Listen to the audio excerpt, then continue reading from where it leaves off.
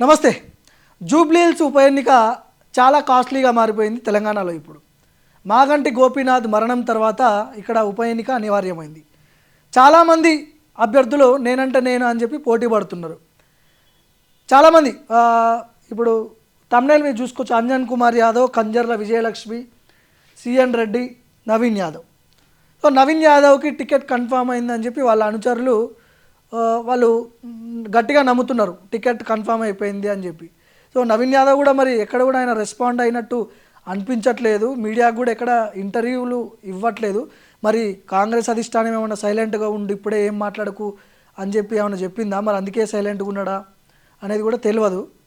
So ticket నాకే వస్తుంది అని చెప్పి గట్టిగా నమ్ముతున్నాడు నవీన్ యాదవ్. మరి గతంలో ఎంఐఎం పార్టీ నుంచి పోటీ చేసినప్పుడు, లేదా గతంలో ఆయన పోటీ చేసిండు, ఎంఐఎం నుంచి పోటీ చేసిన 30,000 ఓట్లు ఏమి వచ్చినట్టున్నాయి. మరి ఆయన గతంలో ఎన్నడూ కూడా నవీన్ యాదవ్ ఫ్యామిలీ అక్కడ పోటీ చేసినా గెలవని పరిస్థితుల్లో ఉంది అని చెప్పి అంటున్నారు. రెండోది, నవీన్ యాదవ్కి ఒక వర్గం అంతా కూడా వ్యతిరేకంగా పనిచేస్తారు టికెట్ ఇస్తే అని చెప్పి చాలామంది అక్కడ కాంగ్రెస్ పార్టీలో ఉన్నటువంటి కొంతమంది సన్నిహితులు మనతో చెప్తున్నారు. నవీన్ యాదవ్కి టికెట్ ఇస్తే ఒక వర్గం మొత్తం వన్ సైడ్ అయిపోతుంది, ఓట్లు జీలుస్తారని చెప్పి ఒక వర్గం మాట్లాడుతున్నారు. మరి ఎట్లా? మరి మొన్నటి వరకు అజారుద్దీన్ పేరు వినిపించింది, అజారుద్దీన్కి ఎమ్మెల్సీ ఇచ్చిర్రు, పక్కకి తప్పించారు, అదొక లైన్ క్లియర్ అయిపోయింది ఇక్కడ. సో మరి నవీన్ యాదవ్కి టికెట్ ఇచ్చే అవకాశాలు ఎంతవరకు ఉన్నాయి? సో బీసీ ఒకటి బలమైన బీసీ నేత, మాస్ ఫాలోయింగ్ ఉంది. జూబ్లీహిల్స్లో నవీన్ యాదవ్ అంటే తెలియని వారు ఎవరు లేరు. కానీ ఇవన్నీ చూసుకొనే కాంగ్రెస్ పార్టీ టికెట్ ఇస్తుందా అంటే ఇవ్వదు. గెలిచే అవకాశాలు ఎంతవరకు ఉన్నాయి? ఒకటి, ఆర్థికంగా అంటే ఆర్థికంగా కూడా బలవంతుడే. మరి కాంగ్రెస్ పార్టీ అధికారంలో ఉంది కాబట్టి ఒకవేళ ఈ అభ్యర్థికి ఇక్కడ కాంగ్రెస్ పార్టీ ఓటమి పాలైతే ముఖ్యమంత్రి మీద పెద్ద ఎత్తున అభాండాలు పడే అవకాశాలు ఉంటాయి. కాబట్టి ఆచితూచి ఇక్కడ టికెట్ డిక్లేర్ చేసే పనిలో ఉంది కాంగ్రెస్ పార్టీ. వీళ్ళు హైదరాబాద్ ఇన్ఛార్జ్ పొన్నం ప్రభాకర్ చెప్తారు, స్థానికులకే ఎమ్మెల్యే టికెట్ ఇక్కడ అని చెప్పి ఆయన ఒక క్లారిటీ అయితే ఇచ్చాడు. అజారుద్దీన్ని పక్కకి నెట్టేసిరు ఎమ్మెల్సీ ఇచ్చి. మరి నవీన్ యాదవ్కి ఇస్తారా అంటే ఏమో, ఇవ్వచ్చు ఇవ్వకపోవచ్చు, చెప్పలేం. ఎందుకంటే ఒక వర్గం మొత్తం నవీన్ యాదవ్కి టికెట్ ఇస్తాం, మేము వ్యతిరేకంగా పనిచేస్తామని చెప్పి ఒక వర్గం వాళ్ళు ఆడ బహిరంగంగా చెప్తున్నారంట. కాంగ్రెస్ పార్టీకి సంబంధించిన వాళ్ళు మనతో మాట్లాడుతున్నారు.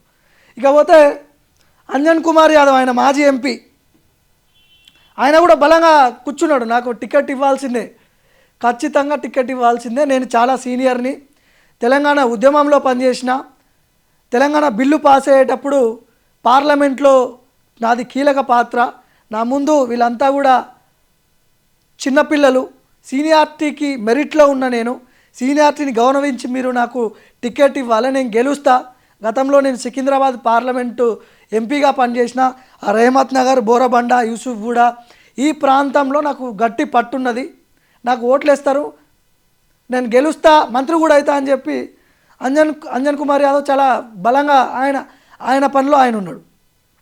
మరి అంజన్ కుమార్ యాదవ్కి టికెట్ ఇస్తారా అంటే ఏమో చెప్పలేము. ఎందుకంటే ఆల్రెడీ అనిల్ కుమార్ యాదవ్ వాళ్ళ కొడుకు అనిల్ కుమార్ యాదవ్ రాజ్యసభ సభ్యుడిగా ఉన్నాడు. మరి ఒకే కుటుంబంలో 2 పదవులు సాధ్యమవుతాయి అంటే ఏమో, కాంగ్రెస్ పార్టీలో ఏదైనా సాధ్యమవ్వచ్చు. ఉన్నారు కదా కొంతమంది, బట్టి విక్రమార్క, మల్లు రవి, వివేక్ వెంకటస్వామి వాళ్ళ కొడుకు ఎంపీ గడ్డం వాళ్ళ వినోద్, మళ్ళా వివేక్ వాళ్ళ అన్నో తమ్ముడు ఎమ్మెల్యే ఉన్నాడు, ఒక మంత్రి, ఒక ఎమ్మెల్యే, ఒక ఎంపీ, ముగ్గురు ఉన్నారు ఒకటే కుటుంబంలో. ఏమో ఇక్కడ కూడా ఏదైనా జరగవచ్చు మిరాకిల్. ఆయన టికెట్ ఇచ్చినా ఇవ్వకపోయినా నేను నిలబడతా అనే లైన్లో ఉన్నాడు. ఇప్పుడు నేను రీసెంట్గానే మాట్లాడిన అంజన్ కుమార్ యాదవ్ గారితో మాట్లాడితే నేను ఇంట్రెస్టెడ్గా ఉన్నా, ఖచ్చితంగా నాకు ఇవ్వాల్సిందే, ఎందుకు ఇవ్వరు, నాది బీసీ యాదవ్ సామాజిక వర్గం, బీసీలకు ఎందుకు ప్రాధాన్యత ఇవ్వరు, మీ రెడ్లలో ఎంతమంది రెడ్లు ఫ్యామిలీలో మీరు ఎంతమంది లేరు, ఒకటే కుటుంబంలో లేరా మీరు అని చెప్పి మాట్లాడిండు ఆయన. సో ఆయన కూడా చాలా బలంగా కూర్చున్నాడు, అంత ఈజీగా వదిలిపెట్టేటట్లేడు. మరి కుటుంబంలో ఇద్దరికి పదవులు ఇవ్వము అనే లైన్లో ఒకవేళ ఉంటే అంజన్ కుమార్ యాదవ్కి ఇవ్వకపోవచ్చు. సిఎన్ రెడ్డి, ఈయన రెహమత్ నగర్ కార్పొరేటర్గా ఉన్నాడు ప్రస్తుతానికి, ఆయన బీఆర్ఎస్లో గెలిచి కాంగ్రెస్ పార్టీలోకి వచ్చినట్టున్నాడు. ఈయన గురించి మనకి ఎవరో 2-3 పేపర్ క్లిప్స్ కూడా పంపించినారు, అవి మీ ముందు పెట్టే ప్రయత్నం చేస్తా. రెహమత్ నగర్ కార్పొరేటర్గా ఉన్నాడు ఆయన. సో ఆయన కూడా టికెట్ ఆశిస్తున్నాడు యాక్చువల్గా. ఒకసారి ఇక్కడ జూమ్ చేయి. రేహమత్ నగర్ కార్పొరేటర్ ఆయన ఇప్పుడు జూబ్లీహిల్స్ ఎమ్మెల్యే బరిలో ఉన్నారు. ఒక కార్పొరేటరు ఎమ్మెల్యే బరిలో ఉండాలంటే ఆర్థికంగా ఎన్ని డబ్బులు కావాలి? సరే, రెడ్డి అనే ట్యాగ్లైన్ ఒకటి ఉంటే సరిపోతుందని చెప్పి చాలామంది మాట్లాడుకుంటున్నారు.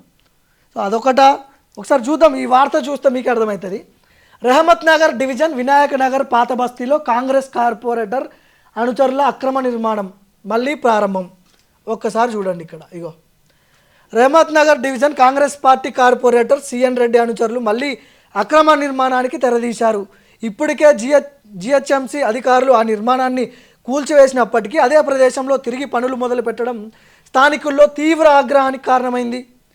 ప్రభుత్వ అనుమతులు లేకుండా తప్పుడు డాక్యుమెంట్లు సృష్టించి నిర్మాణం సాగిస్తున్నారని ప్రజలు ఆరోపిస్తున్నారు. నిబంధనలను పట్టించుకోకుండా అధికారులు చూసి చూడనట్లు వ్యవహరిస్తున్నారని స్థానికులు మండిపడుతున్నారు. కాంగ్రెస్ పార్టీ నాయకుడు కార్పొరేటర్ సిఎన్ రెడ్డి దగ్గరుండి పర్యవేక్షణ చేస్తున్నాడు. ఎందుకంటే దానికి కాంగ్రెస్ బ్యానర్లు కడుతూ ప్రచారం చేసుకుంటున్నారు అని స్థానికులు చెప్తున్నారంట. సో స్థానికుల డిమాండ్ వెంటనే అక్రమ నిర్మాణాలన్నీ ఆపాలి, లేదంటే బాధ్యులపై కఠిన చర్యలు తీసుకోవాలి. మరియు భవిష్యత్తులో ఇలాంటి సంఘటనలు జరగకుండా కట్టుదిట్టమైన పర్యవేక్షణ ఉండాలని స్థానికులు కోరుతున్నారు. వెంటనే జిహెచ్ఎంసీ మండల అధికారులు ఇమీడియట్లీ అక్రమ నిర్మాణాన్ని పరిశీలించి చర్యలు తీసుకోవాలని మనవి చేస్తున్నాం. స్థానికులు ఇచ్చినటువంటి కంప్లైంట్ ఇది.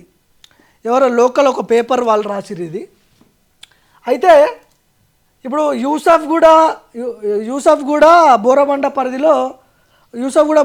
పరిధిలో ఇది కంప్లైంట్ ఫైల్ అయింది.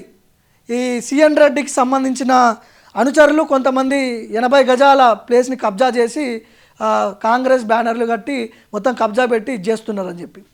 మరి ఇట్లాంటి వాళ్ళకి కాంగ్రెస్ పార్టీ ఒకవేళ టికెట్ ఇస్తే భవిష్యత్తులో వాళ్ళు ఇబ్బందులు ఎదుర్కోవాల్సిన అవసరం కూడా ఉంటుంది. ఇప్పుడు ఒక కార్పొరేటరు ఇట్లాంటి కబ్జాలు పెడుతుంటే కేవలం రెడ్డి అనే ట్యాగ్ లైన్ ఉంది అని చెప్పి అంత ధైర్యమా, లేకపోతే అధికార పార్టీ అనే ఇదా? మరి ఎట్లా?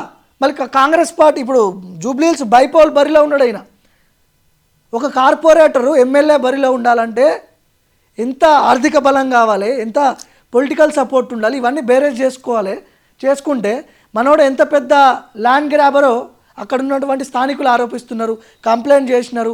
బోరబండ యూసుఫ్గూడ పోలీస్ స్టేషన్లలో కంప్లైంట్ ఫైల్ చేసిర్రు. సో మరి ఈ సిఎన్ రెడ్డి లాంటి వాళ్ళకి ఒకవేళ టికెట్ ఇస్తే మరి అక్కడ ఇబ్బందులు ఎదుర్కోవాల్సి వస్తుందని చెప్పి అక్కడ ఉన్నటువంటి స్థానికులు చెప్తున్నారు. ఏమో, రెడ్డి అనే ట్యాగ్ లైన్ ఉంది కాబట్టి అది కాంగ్రెస్ పార్టీ ఇష్టము, వాళ్ళు ఇచ్చుకుంటారు. తర్వాత ఇస్తే ఎలాంటి పరిణామాలు ఉంటాయో వాళ్ళకి తెలుస్తుంది. అక్కడ ఉన్నటువంటి స్థానికులు కూడా చాలామంది వ్యతిరేకంగా ఉన్నారంట. సో సిఎన్ రెడ్డిది ఇట్లా ఉంది, నవీన్ యాదవ్ది అట్లా ఉంది. సో మరి ఇస్తారా ఇవ్వరా అనేది యాదవ్ కమ్యూనిటీ అనేది చాలా పెద్దగా ఉంది. యాదవ్ కమ్యూనిటీ ఓట్లు కూడా చాలా మెజారిటీ ఉన్నాయి. ఇక్కడ అంజన్ కుమార్ యాదవ్ ఉన్నాడు, నవీన్ యాదవ్, ఇద్దరు యాదవ్ సామాజిక వర్గానికి సంబంధించింది. మరి టికెట్ ఎవరికి ఇస్తారనేది ఇక్కడ క్లారిటీ అయితే లేదు. కాంగ్రెస్ పార్టీ వాళ్ళు ఏం చెప్తున్నారు, లేదు మొత్తం హైకమాండ్ చూస్తున్నది, హైకమాండ్ డిసైడ్ చేస్తుందని చెప్పి చెప్తున్నారు. సో కంజర్ల విజయలక్ష్మి తాజాగా ఈమె పేరు తెర మీదకి వచ్చింది. కంజర్ల విజయలక్ష్మి తాజాగా ఈమె పేరు తెర మీదకి వచ్చింది. ఈమె కూడా యాదవ సామాజిక వర్గానికి సంబంధించిన నాయకురాలు. ఈమె గతంలో కంజర్ల ఫ్యామిలీకి సంబంధించిన వాళ్ళకి సంబంధించిన ఎవరు ఈయన జలగం వెంకట్రావు క్యాబినెట్లో అప్పుడు మంత్రిగా పనిచేసినటువంటి కంజర్ల లక్ష్మీనారాయణ కోడలు ఈ కంజర్ల విజయలక్ష్మి. నాకు టికెట్ ఇస్తే నేను ఖచ్చితంగా కాంగ్రెస్ పార్టీ జూబ్లీహిల్స్ టికెట్ ఇవ్వను, నాకు బీఆర్ఎస్లో ఉన్నటువంటి కార్పొరేటర్లు, బీజేపీలో ఉన్నటువంటి కార్పొరేటర్లు అందరినీ కూడా నేను కాంగ్రెస్లోకి తీసుకొని వస్తా, నేను యాదవ్ కమ్యూనిటీకి సంబంధించిన నాయకురాలని ఖచ్చితంగా కాంగ్రెస్ పార్టీ జెండా ఎగరేస్తా అని చెప్పి ఆమె కూడా బలంగా తిరుగుతున్నది. ఆ పోస్టర్లు పెద్ద ఎత్తున కనిపిస్తూ ఉన్నాయి. యూసుఫ్గూడ, బోరబండ, ఈ శ్రీనగర్ కాలనీ ఈ పరిధిలో ముగ్గురు కూడా యాదవ్ కమ్యూనిటీకి సంబంధించినటువంటి లీడర్లు ఉన్నారు. ఇప్పుడు ఈమెని ఎందుకు కొత్తగా తెర మీదకి తీసుకొచ్చినారు, కొత్తగా తెర మీదకి వచ్చింది అంటే అక్కడ మాగంటి గోపీనాథ్ సతీమణి మాగంటి సునీతని ఆల్రెడీ బీఆర్ఎస్ పార్టీ కన్ఫర్మ్ చేసింది ఎమ్మెల్యే అభ్యర్థిగా ఉండబోతుంది. ఒక మహిళ మీద ఇంకొక మహిళను బరిలోకి దింపితే కొంత అడ్వాంటేజ్ అయ్యే అవకాశాలు ఉంటాయని చెప్పి కాంగ్రెస్ పార్టీ ఆలోచిస్తుంది. అందులో ఒకటి యాదవ్ సామాజిక వర్గానికి సంబంధించిన మహిళ ఆమె. యాదవ్ ఓట్లు చాలా కీలకం, యాదవ్ ఓట్లు చాలా మెజారిటీ ఓట్లు ఉన్నాయి. అందులో ఒకటి ఈ స్థానికంగా ఉన్నటువంటి కార్పొరేటర్లు ఏవైతే ఉన్నారో, జూబ్లీ హిల్స్ నియోజకవర్గంలో ఉన్నటువంటి కార్పొరేటర్లు ఎవరైతే ఉన్నారో వాళ్ళందరినీ కూడా కాంగ్రెస్ పార్టీలోకి నేను తీసుకొని వస్తా, ఖచ్చితంగా గెలుస్తా అని చెప్పి ఆమె పోస్టర్లు ఇప్పుడు కలకలం రేపుతున్నాయి. చాలా యాక్టివ్గా కనిపిస్తున్నది కంజర్ల విజయలక్ష్మి. మరి ఒకవేళ కాంగ్రెస్ పార్టీ మహిళా ఈక్వేషన్ తీసుకొని ఇక్కడ బీసీ లైన్ తీసుకొని ఇప్పుడు అక్కడ మహిళ నిలబడుతుంది కాబట్టి బీఆర్ఎస్ పార్టీ నుంచి మనం కూడా ఒక మహిళని దింపితే టఫ్ ఫైట్ ఉంటుందని ఆలోచించి ఒకవేళ కంజర్ల విజయలక్ష్మికి టికెట్ ఇచ్చినా చెప్పలేం. కాంగ్రెస్ పార్టీలో ఏదైనా సాధ్యం, చివరి నిమిషంలో ఏదైనా జరగవచ్చు, ఎవ్వరూ చెప్పలేం. సో కంజర్ల విజయలక్ష్మికి టికెట్ ఇస్తే మరి గెలుస్తుందా అంటే ఇప్పుడు అక్కడ బలమైన వ్యక్తులు ఎవరున్నారు? మాగంటి గోపీనాథ్ ఉన్నప్పుడు అంటే బలమైన వ్యక్తి, ఆయన చాలా బలమైన వ్యక్తి, మాస్ లీడరు. సరే సానుభూతి వర్కౌట్ అవుతుందా అంటే కష్టం. ఇప్పుడున్న పరిస్థితుల్లో నాకు తెలిసి సానుభూతి వర్కౌట్ అవుతుందా అంటే కష్టమే. ఎందుకంటే రాజకీయాలు ఎప్పుడైనా ట్రెండింగ్లో ఉన్న లీడర్లనే వాళ్ళ మాస్ ఫాలోయింగు, ఆర్థిక బలము, ప్రజల్లో ఉన్నటువంటి వాళ్ళు చేసిన మంచి పనులు, స్థానికంగా ఉన్నటువంటి గల్లీకి వాళ్ళ ఫేస్ తెలుసా తెలియదా, ఇవన్నీ కూడా బేరేజ్ చేసుకొని ప్రజలు ఓట్లేస్తారు. అందులో భాగంగా మహిళ మీద ఇంకొక మహిళను పెడితే ఏమన్నా గెలిచే అవకాశాలు ఉన్నాయని ఆలోచిస్తే విజయలక్ష్మికి ఇచ్చే అవకాశాలు కనిపిస్తూ ఉన్నాయి. చూడాలి. ముగ్గురు యాదవ్ కమ్యూనిటీకి సంబంధించిన వాళ్ళు ఇక్కడ బరిలో ఉన్నారు. మరి నవీన్ యాదవ్ కూడా చాలా బలమైన సామాజిక వర్గం, ఆయన కూడా మాస్ లీడరే. అంజన్ కుమార్ యాదవ్ కూడా మాజీ ఎంపీగా పనిచేసిండు, చాలా సీనియర్ ఆయన. ఏమో ఏఐసిసి లెవెల్లో లాబింగ్ చేసి తెచ్చుకుంటే చెప్పలేం. కానీ ఇక్కడ మాత్రం కంజర్ల విజయలక్ష్మికి కొంత పాజిటివ్ ఉన్నట్టు కనిపిస్తూ ఉంది.